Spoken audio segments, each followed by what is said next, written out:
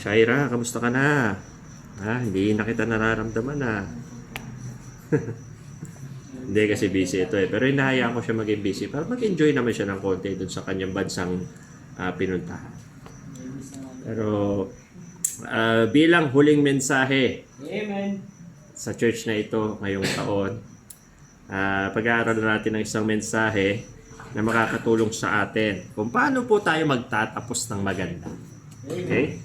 So buksan po natin ang ating Bible sa Acts 20 verse 24. This is a familiar passage, familiar verse na madalas pong ginagamit sa mga challenges, preachings, camps, revival meetings. Pero gamitin natin ngayon siya bilang pang-inspirasyon sa ating mensahe. So Acts chapter 20 verse 24. Diyan na po ba kayo? Amen. Okay? So, basahin natin ng sabay-sabay. Ready? Begin.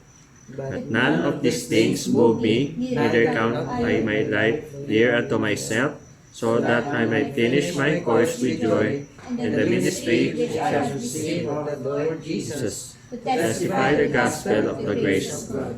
So, tayo po ay manalangin saglit. Let's pray. Dakilang Diyos, salamat po sa gabing ito ng inyong pong kabutihan sa aming buhay. Bagamat ito po ang Ginoon ang huling gawain ng church na ito for 2021, ay gamitin niyo po nawa ang mensaheng ito bilang finishing kick, Panginoon, para sa aming spiritual, na kami, Panginoon, ay mahamon ng mga salita mo na siya pong makakapagpa-remind sa amin na nagdaang 2021 at makapaghahanda sa amin para sa 2022. Tulungan niyo po kami, Panginoon, as we study your word, challenge us, remind us, rebuke us, at tulungan niyo rin po ako, Panginoong inyong lingkod. Patawarin niyo po ang aking mga karumihang kasalanan. Ilagay niyo po sa aking puso't isipan, sa aking bibig ang mga salita na tamang marinig na mananampalataya. Mabusog po kami, Panginoon, spiritual. Ikaw po ang aming pinagtitiwalaan na makagagawa ng lahat ng mga bagay na ito. Dalangin po namin ito in Jesus' name. Amen. So, tayo po yung makakaupo na. Okay.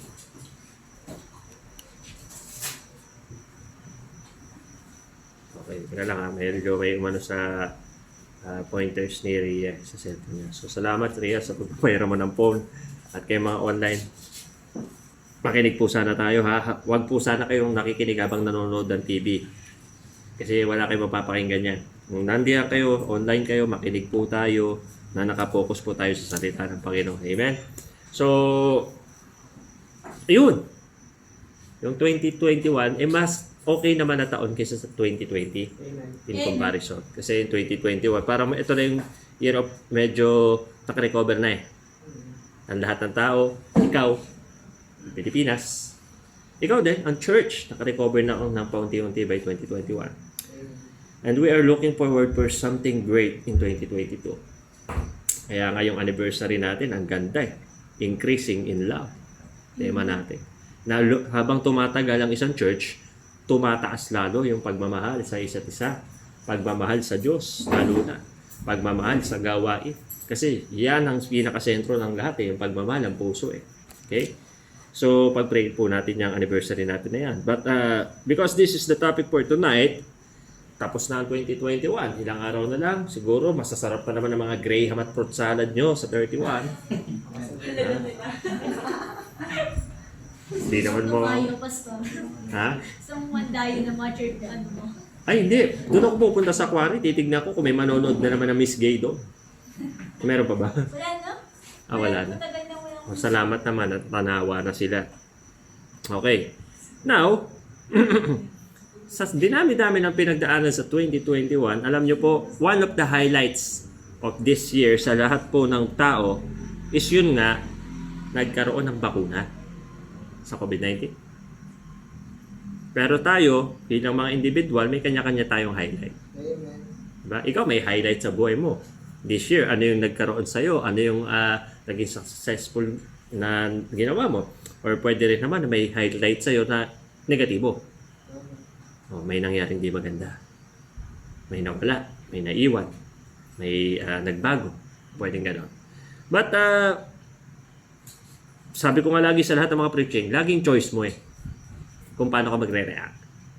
At itong preaching natin ngayong gabi ay iikot po dito sa chapter 20 verse 24 ng Acts. Kasi ang sabi dito, but none of these things move me. Kasi sa verse 23, si Pablo po rito ay nagsasabi na nandoon ang banal na espiritu ang sumasaksi sa lahat ng syudad na nagsasabing lahat ng mga paghihirap at kapigatian ay nananatili sa akin, pero walang nakapagpatinag sa akin sa mga bagay at karanasan na yun. Dahil hindi ko na binilang ang aking sariling mahalaga upang matapos ko ang aking takbuhin ng masaya, at ang ministeryo na ibinigay sa akin tinanggap ko mula sa Panginoong Jesucristo upang ipangaral ang ebanghelyo ng biyaya ng Diyos. So Paul is telling us that there is something important para matapos mo yung course mo ng masaya. Now, ang mensahe natin ngayong gabi ay paiikutin natin doon sa salitang finish, I might finish my course. Remember, si Pablo rin yung nagsabi na, I have fought a good fight, I have finished my course, I have kept the faith. Si Pablo rin nagsabi nun. So, itong sinasabi niya that I might finish my course, na matatapos ko yung aking takbuhin, talaga namang natapos niya ng maganda. So, paano po ngayong gabi, na tulad ni Pablo, tayo rin naman matapos natin. Hindi pa naman yung takbuhin natin, kasi mahaba pa ang takbuhin natin, kundi itong 2021 ng malakas. Amen. So, ang title po ng message natin for tonight is Finish Strong. Finish strong. Paano mo tatapusin si 2021 on a higher note? Kumbaga, mataas, malakas, maganda yung pagtatapos mo. Hindi sira, hindi pagod, hindi sawi. Kaya nga nararamdaman ko na maganda ang tapos ng 2021 ni John Paul pag umattend siya sa linggo. Yun ang nakikita ko rito eh. Ha?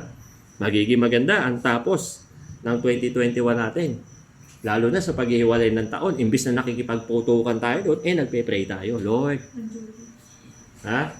Di ba? Dito sa church na to, kaugalian na natin yan. Amen. Tuwing maghahati ang taon, huwag kang Happy New Year! Manalangin ka doon. Amen. Pagtapos mo panalangin, tsaka ka na manood ng fireworks. Kaso minsan, ang hirap eh. Aba, nagpe-pray ka, boom! Nagugulat ka. Oh. Pero dito, alam nyo, ilang taon na nating kaugalian yan. Na tuwing maghihiwalay ang taon, hindi natin sasalubungin ng ingay at paputok. Kasi alam nyo, ginagawa yan ng mga tao para pangalis ng malas. Pero tayo, alam natin makapag-aalis ng mga negatibo, ay walang iba, hindi ang Panginoon. Kaya sa bagong taon, magpe-pray tayo. Yung mga bago po namin, ganun po ang gawin dito. Prayer po sa paghihiwalay ng taon. Hindi po, 3, 2, 1. Hindi po ganon.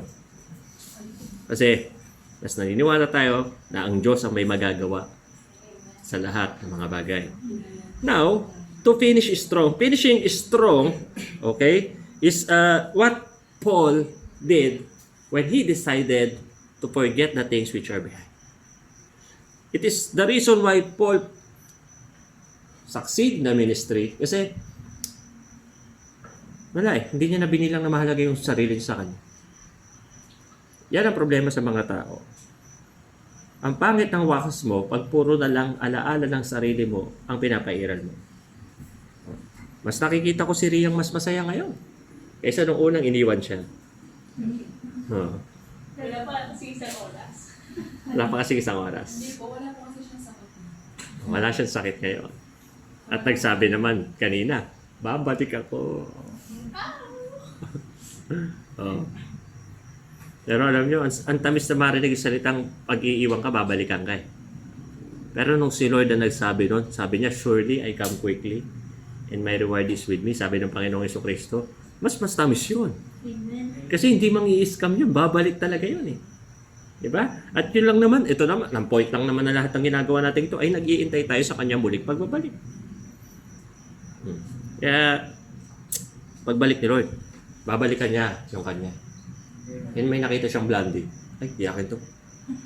Patay tayo. Patay tayo dyan. Pero naniniwala ako, papaitim na yan ni Nicole. Kasi kung hindi. Okay, hitting aside muna ha. So ano yung tatlong bagay na tulad ni Pablo, pwede nating magawa para matapos natin itong taon na maganda. Number 1, Paul learned from the past. Yan. Paul learned from the past. Si Pablo natututo siya sa mga nakaraan. Well, hindi mo naman maitatanggi ang nakaraan kasi ang nakaraan ay natapos na at hindi mo na rin pa mababago dahil nandun na yun eh. Pero yung future ahead of that day, ay pwede mo parang ayusin. Kaya ka dapat natututo tayo sa ating mga pagkakamali. Ako may pagkakamali ako nagawa kanina, alam nyo ba yun? Dahil sa aking kamalian sa buhay, napunit yung pantalon ko. At yung punit niya, hindi lang yung punit na ganyan. Yung punit niya hanggang doon na sa ibabaw. Kaya nakatakip ako ng jacket ngayon. Kaya ako huhugot ito, hugutin ko rin ang buhay. Too late na para magpalit ng pantalon. As in, punit na punit siya. Pero nakita ko yung pantalon ko, sabi ko, ilang taon na kasi ito. Ilang taon na. Parang iba yan ah. Hindi. Para lang makilala ako ng mga... Hindi kasi ako mahilig magbibili ng damit. Yan po ba yung binigay? Ha? Yan po ba yung binigay? Ang binigay? Yung binigay yung pantalon na. Ang binigay nyo? Matagal lang sira yung binigay nyo. Peke kasi. Love naman yun. Alam ko naman. Pero... Yung people lang nagbigay. Hindi kasi ako mahilig bumili ng damit, mga kapatid. Kung ano yung suot ko, minsan nakikita nyo yun at yun. At kung may bago man kayo makitang suot ko, kadalasan hindi ko binili yun. Bigay yun. Wala lang, pera ni Pastor na uubos sa pagpapagawa ng sasakyan. Na na-enjoy naman natin. Diba? But eto, isa sa mga nakatulong ay yung patuto ka sa pagkakamali. Ngayon, alam ko na hindi dapat ako masyadong magaslaw dahil ang mga pantalong ko ay marurupok na. Pinatuto ako sa pagkakamali ko. Sabi ko, naku, puti na ko, wala pang membro dito. Hindi. Isang malaking kahihiyan. Talagang yung punit, di ba? Ganun lang eh. Pero talaga,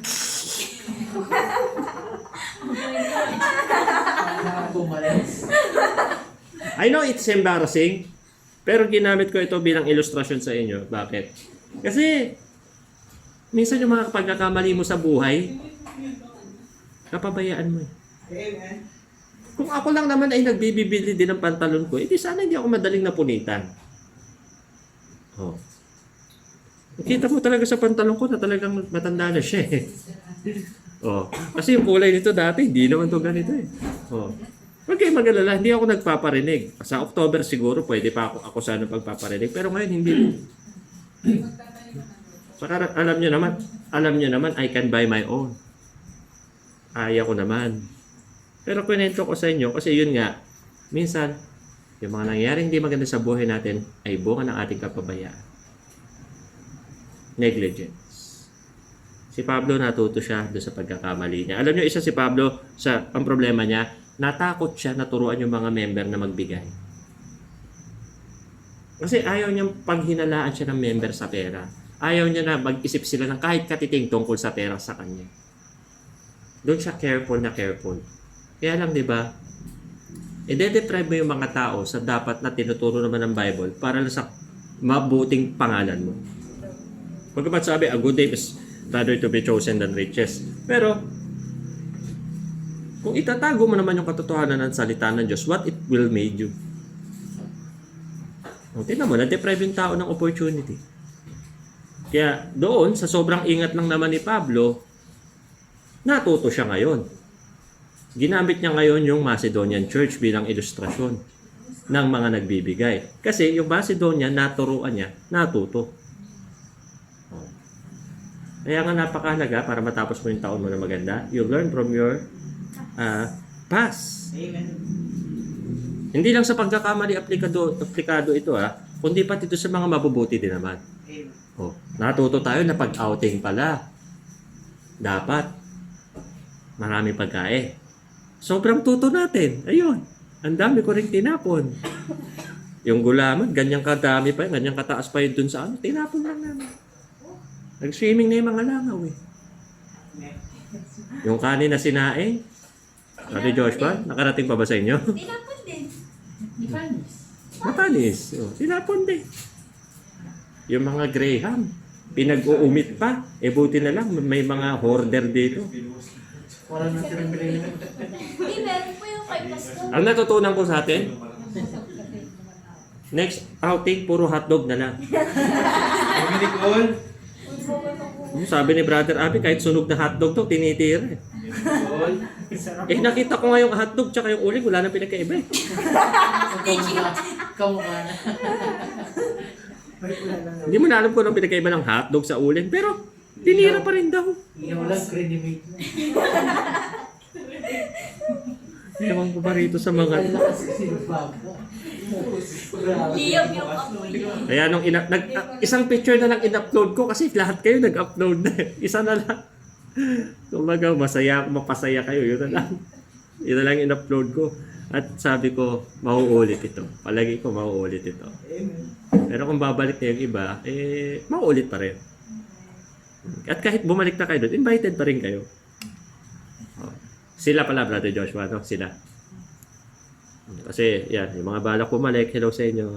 Kayo maglala. Invited pa rin kayo kahit bumalik kayo. Ha? Hindi na kayo iba sa amin. Hindi na kayo iba. We're family, right? Amen. Ano ba naman yung magsalo tayo sa sunog na hotdog? Huling na hotdog. Salamat din kay Sister Nini sa photo cake. Ninakaw ko po yung isang box. Kasi naawa ako, walang kumakalinga sa kanya. So inaruga ko na lang yung isang box na photo cake na violet. Naawa ako eh. Ayun, mamanis-manis na nung inuwi ko sa bahay. Naawa akong itapon. Kaya kahit mamanis-manis. Nero. Hindi, ako kumain. Si Abishai. Violet yung papalagpasin ba ni Abishai yun? But kidding aside, ang dami kong natutunan ngayon taon. Sa mga dumating, dami kong natutunan sa inyo. Kayo, malamang may natutunan din kayo na napunta na kayo rito. Dami nating natutunan eh. Hindi pwedeng yung mga experiences lang. Kailangan may natututunan ka dyan. Dahil dyan ka mag-grow. Amen. So finish this year strong. For you to be growing in Christ, you need to learn from every moment. Hindi, magaling na ako. No, you always put a room for improvement. Hindi porque magaling ka na sa isang bagay, wala ka na igagaling. Ha? Tano ka pa ni San Goku? Si San Goku nag-Super Saiyan 1, 2, 3, 4. Ang dami na. May God, may ano pa? Ultra Instinct, may Blue. Oh, ang dami pa. Hindi siya tumigil sa katututo. Oh, sobrang lakas na niya. Di ba? Oh. Pero sa atin, marami pa tayong pwedeng matutunan at ikatututo. Sa mga bagong baptize, ang paalala ko lang sa inyo, hindi yan binaptize kayo tapos mawawala na kayo. Isang malaking kalokohan yan. Pag nabaptize ka, dapat mas lalo ka na lumubog kay Kristo. Amen. Dahil doon mo na nga pinakita na kay Kristo ka na, lalong pangatawanan mo dapat yan. Ha? Kaya tignan po natin yan. Isa yan sa mga magandang gawin para tayo po ay matapos ng matatag, yung malakas, is we learn from the past. Good or bad, negative or positive, we should always learning from it. Number 2, finishing strong. Number 2 is Paul takes his issues. Amen. Yan. Ang ganda nito. Magandang panapos ng taon ay kung tatapusin mo yung mga issue mo. Amen. Yung issue ng 2021, issue mo para sa 2022, mag-move on ka na, day. Hindi kasi naalala ko 7 years ago. Wow! 7 years ago. Lahat na nang merong ano ba yung Korean drama na yon, yung Romantic Doctor. Pinanood ko, sirbaybay ko yun, yung 1. Patay na rin yung 2. Pero years ago na yun. Ang kwento no is na-aksidente sa bus. Tapos pareho silang doktor nakasakay doon. Na-aksidente yung bus. Yung isa, sa takot, aalis na. Tapos nakita niya yung kasama niyang doktor, sinasagip pa yung buhay nung isang na-aksidente. Tapos namatay yun, nung sinasagip ang buhay na yun. Ngayon, itong si doktor na naunang tumakas, sinisisi yung doktor na nagsasagip. Napaunta na naman sila sa parehong sitwasyon, nasa bus na naman sila, bus accident, pero sila yung responde. So sila yung tumutulong doon, at naalala lahat ng unang doktor na aalis na sana. Yun nangyari. Tapos nakita niya ulit na si doktor na pangalawa, may sinasagip na naman na buhay. Sabi niya, hanggang kailan mo gagawin yan? Pasagip-sagip ka ng buhay. Di ba namatayan ka na nga nung una sa bus din? Sabi niya, oh, namatayan ako. Oh, nagkamali ako. Oo, wala na ako nagawa doon. Oo, namatay siya. Pero tapos na yun. Ibang tao na itong sinasagip ko ngayon. Hindi kaya ikaw naman ang kailangan ng bumaba sa bus.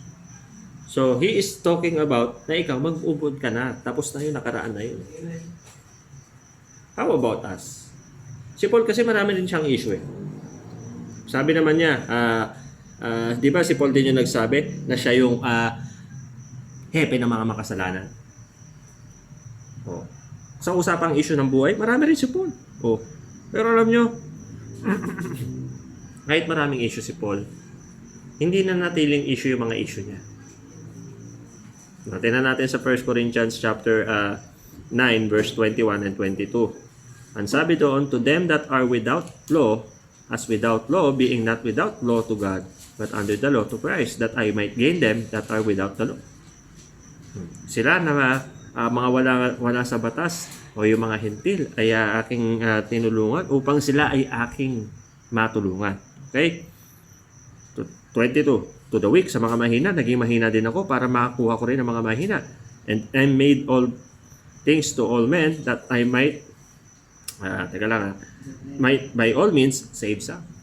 Naging mahina ako para din sa mga mahina. Kumbaga, yung kanyang pag-a-adjust para sa bawat pangangailangan ng tao doon sa ebanghelyo, nandoon. Pero tingin nyo, walang issue kahit konti doon.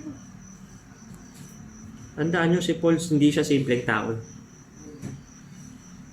He has an authority, he has the ability, and Paul also has the riches. Kilala siyang personalidad. Tapos bababa siya doon sa mga mahihina. May issue of pride doon. Pero lahat yun, kinalimutan ni Paul. Kinalimutan niya kasi hindi niya magagawa yung dapat niyang gampanin. Kung mananatili siyang nakatayo doon sa nakalipas. Ikaw, baka meron kang taong hindi napapatawad. I remember, may mga tao na hindi makapagpatawad. Kasi hindi ka patapatawad yung papatawarin eh. Pero wala ka na mababago sa nangyari na. Pero pwede mong mabago yung mga susunod mong lakad. Susunod mo hakbang para maging mas masaya ka sa buhay. O, sa ugali, sa attitude. Pwede rin yan. Naku, i-fix mo yung issue na yan. Baka ikaw yung sobrang arte. Ha? Ano ba naman yung hotdog na inihaw naman ni Abishai na yan? Katiring naman. Parang pwede nang ipanggatong yan ha. Habang nakikita mo yung ibang membro, kahit sunog na sunog, panay pa rin ang tira. Walang pataw. Maski yung mga ramen, nakita ko, mga taob rin.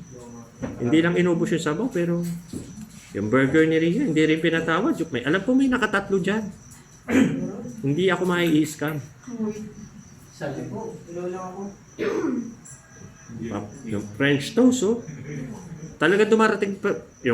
Nung yung show may naging isa, nagkahiyaan. Hindi, ako kumain ng huling siomay. Kinain mo. Pero naiwan pa rin yung isa. Lahat yung nakakain. Nung yung French toast, naiwan. Isa. Oo, may isa din na iwan sa fresh ko. Oh. Ako kumain ng huli. Pero yung hotdog talaga, kahit walang maiwang isa, kahit isa. Talo-talo na. Laman siya din. Ibig sabihin. lang di ko mga sa... Oo, ako lang. Basta may... Sana sa church natin, alisin natin yung magiging maarte. Bawal dito maarte. Lahat tayo pantay-pantay. Yun ang pinapanatili ko. Kaya dito, pag kahit lumaki ito, walang dikon-dikon. Lahat tayo magkakapatid na lang. Walang dikon. Wala naman sinabi sa Bible na maglagay kayo ng dikon. Ang sinabi lang, ang dikon dapat ganito. Pero walang sinabing dapat may dikon ng church. Eh minsan baka yan pa yung mga ano eh, demons eh. Kaya lang, para sa akin lang to. Hindi biblical to. Para sa akin, nagiging ganun lang naman pag hindi naging healthy yung relasyon niya. Church. Pero kung healthy na tulad ng ganito. Oh. Magkakaaway lang tayo sa hotdog na sunog. Amen. Pag hotdog na sunog, wala ka nang iisiping iba eh. Ano sa anniversary, puro hotdog na lang tayo? Madali yun. Umay. May inuwi pa akong hotdog, may dala pa akong hotdog. Hindi nga lang naiihaw kasi sinabihan ko yan si Abby na wag lahatin. Oh, kaya nga, ay, pagbaba ko na kay Stars, pagod ako. Bukas yung hotdog, gumulong lahat sa lupa. Oo, sayang. May balat naman yun, may case naman yun, kaya hinugasan ko lang. Inalmusan namin ng umaga. Oh. Hotdog pa rin. Pero ako, hindi ko alam kayo mga online kung nandyan pa ha. Pero ako, may natutunan ako doon sa Thanksgiving. Meron ba kayo mga nag-church? Amen. Ito mga nag online. May natutunan kaya itong mga to? Ha? Oh, amen daw. Kala mo makatotohanan, no? Kung may natutunan to, nandito na yan ngayon sa church. Nagpe-prayer meeting. Amen ba mga nandito? Amen. Oh. Yung panay ang tira ko sa inyo kasi hindi nyo ba kami na-miss? Oh. Tignan nyo, miss natin ang isa't isa. Dito tayo sa prayer meeting. Kayo, na-miss nyo rin naman kami. Alam namin yan, kaya nga kayo nag-online. Oh.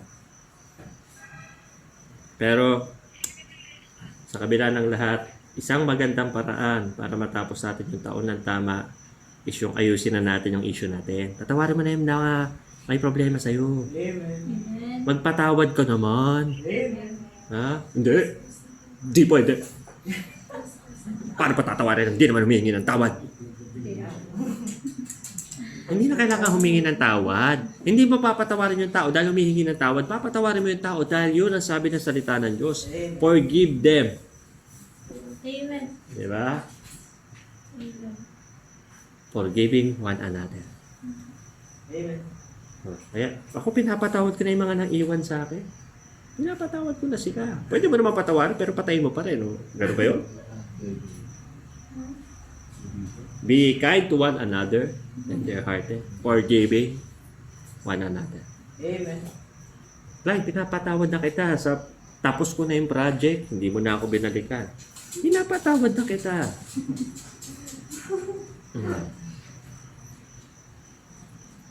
Ako, patawarin nyo rin ako. May mga atraso ako sa inyo. Hindi ko alam kung naririnig nyo ba sa ibang pastor to. Tawarin nyo rin ako kung may atraso ako. Minsan pasaway din akong pastor nyo.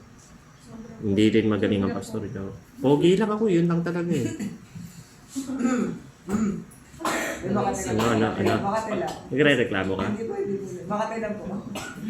Pero ako hindi ako nahihiyang humingi ng tawad lalo't alam ko naman na hindi ako perfectong tao. Amen.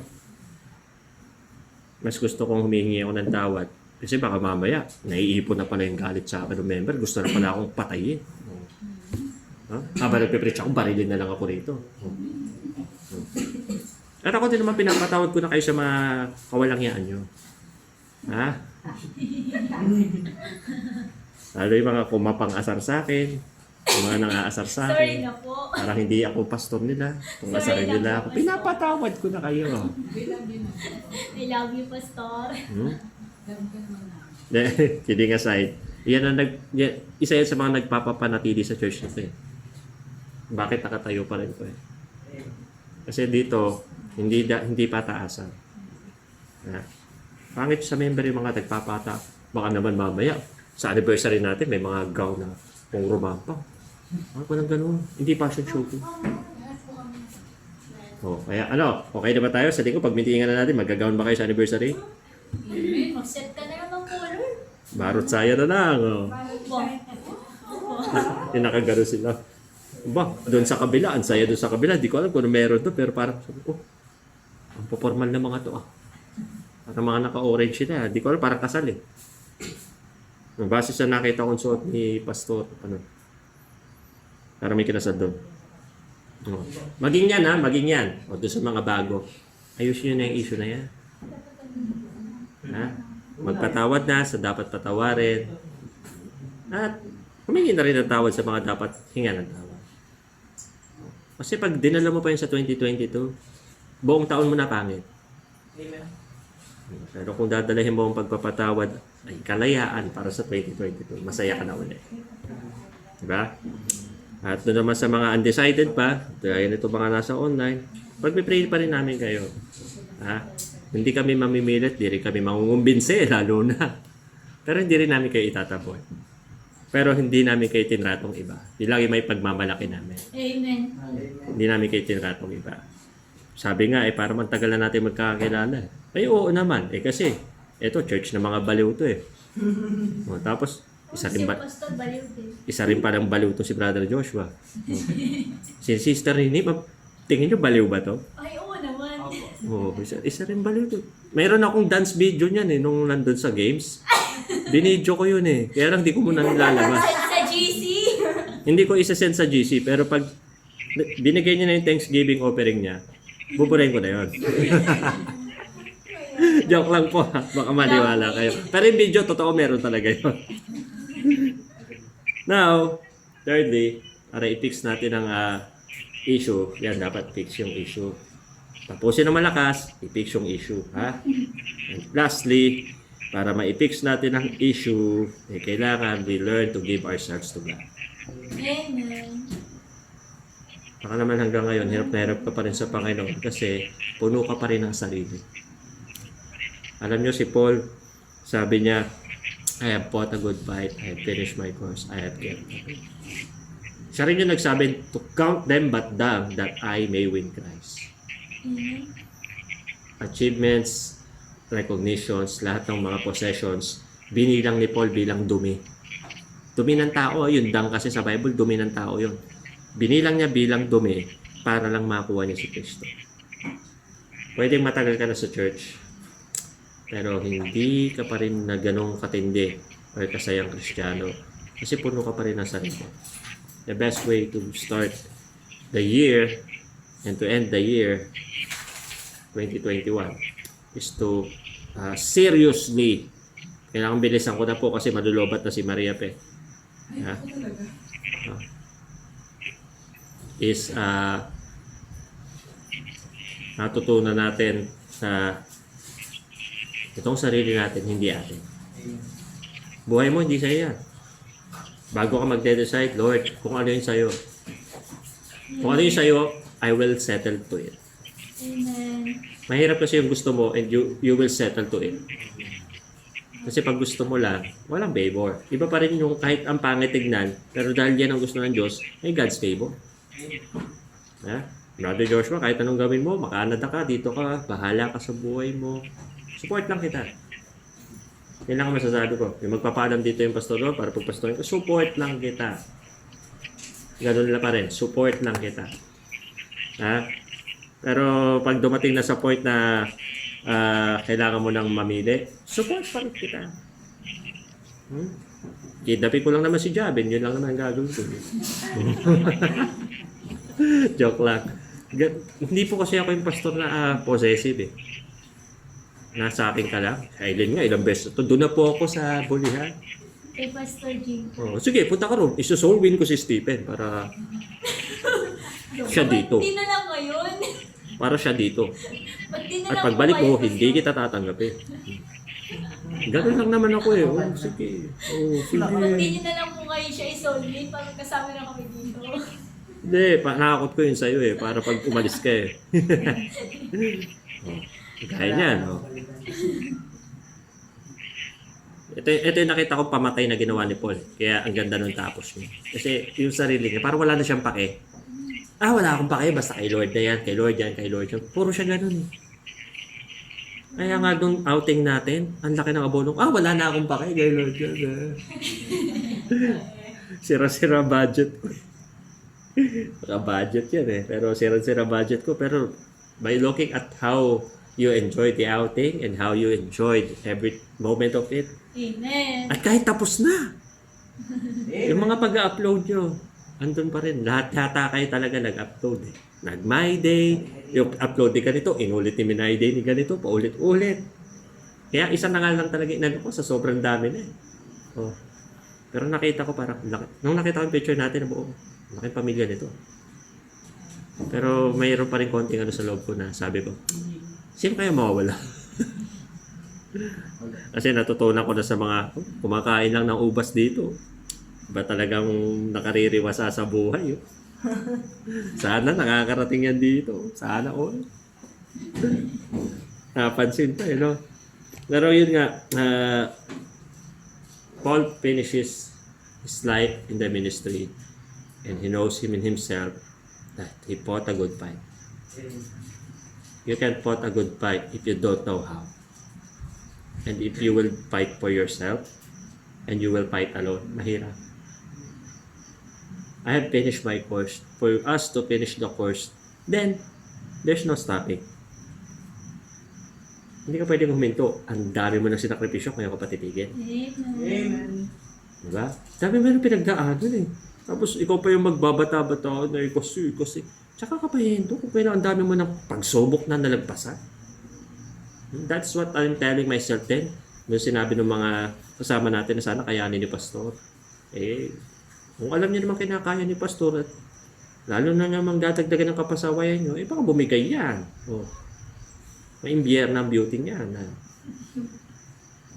Kaya hindi mo ang porky kinakaya ni Pastor, dadagdagan din ng kapasawayan. Ha? Si Pastor, tutulungan natin. Amen? Amen. Ha? Tutulungan natin. Kita nyo, mahal na mahal kayo. Pinag-outing kayo. Pinag-drive kayo. Saan nakakita nyo? Sa ibang pastor yan, hindi yan magdadrive. Hindi nyo makita nga hawak ng mga sunshare. Ay, naku. Pero, pinagluto po kayo ng nilagang baka na ang sarap daw. Alam ko naman plastic kayo.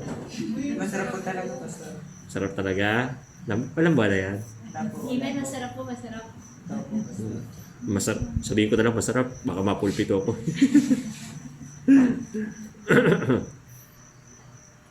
Pero, lagi ko lang sinasapuso yung payo ni Pastor Bake.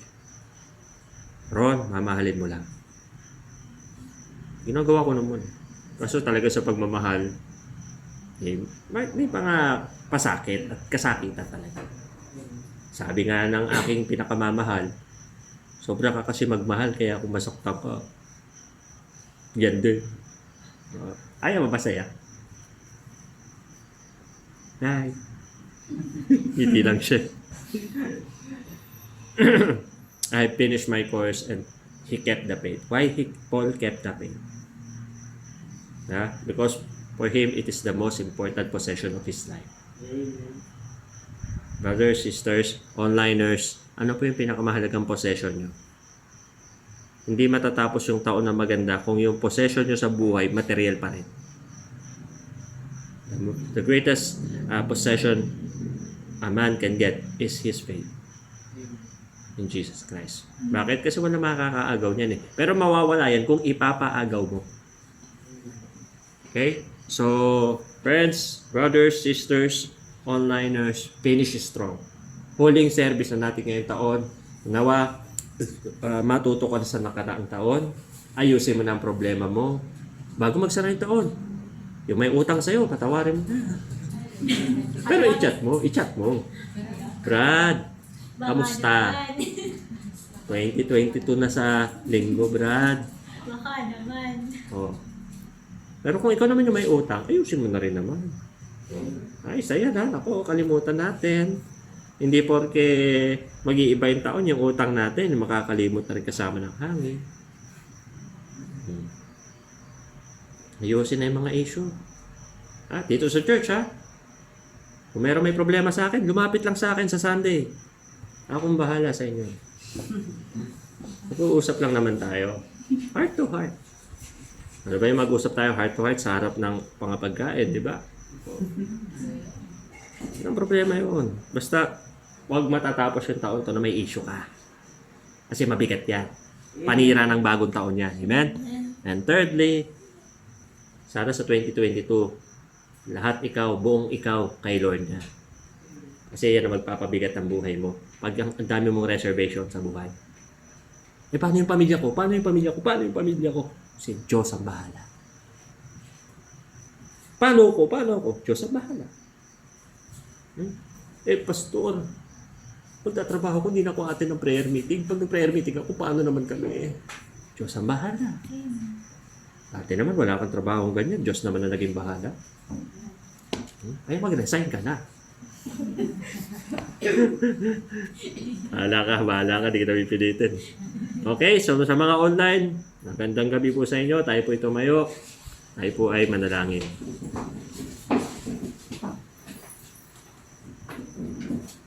pray. Manaming Diyos ng langit, salamat po sa gabing ito ng panalangin. Tunay nga po, O Diyos, na Ikaw, Panginoon, ang nagpapaganda ng mga taon sa aming buhay. At salamat, Panginoon, dahil kami po lahat ay may mga taong nang nagdaan na ito, buhay pa rin, malakas, malusog, at may opportunity magpatuloy pa rin sa gawain mo.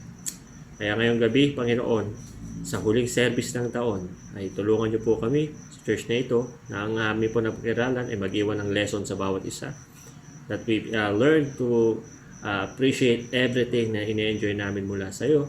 At matuto po kami, Panginoon, na ang bawat nagdaraang taon ay biyayang nagmumula sa iyo, kaya wala kaming karapatan na angkinin ng anuman, ng sino man, at mag-demand or maging entitled, Panginoon, sa kahit ano. But we thank you, O God, pagamat kami po ay walang mga karapatan, ay inalagaan, tinulungan, pinakain, pinihisan, lahat-lahat, Panginoon, ay ginawa mo pa rin para sa amin, para maka-experience kami ng magandang buhay. Kaya salamat, Panginoon. Papasalamat po ako bilang tao.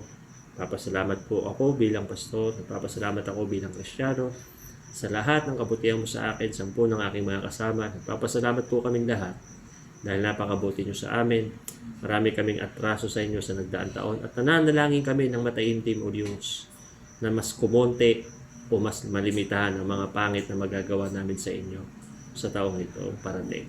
Ikaw po, O Diyos, ang patuloy na gumabay sa amin, magturo sa church na ito ng kababaan, kairali ng pagmamahalan, hindi pataasan kundi galangan, respetuhan at tulungan ang umiral mamayani sa simbahang ito upang kami po ay makapagpatuloy at ngayong taon ay bigyan mo kami ng kakayanan, kalakasan para makabawi, Panginoon, sa iyo at sa iyong gawain. Tulungan niyo po ang church na ito sa aming nalalapit na anniversary. Pinapanalangin ko rin po ang lagay ng mga mananampalataya narito sa church o wala, nasa bahay, nasa online. Pinagpipray ko po ang aming mga lalagay ng pisikal. Pagalingin niyo po ang mga may sakit, proteksyon sa mga virus, sa mga sakit. At tulungan niyo rin po ang mga pangangailangan pinansyal sa mga may problema, Panginoon, ay inyo pong tugunan.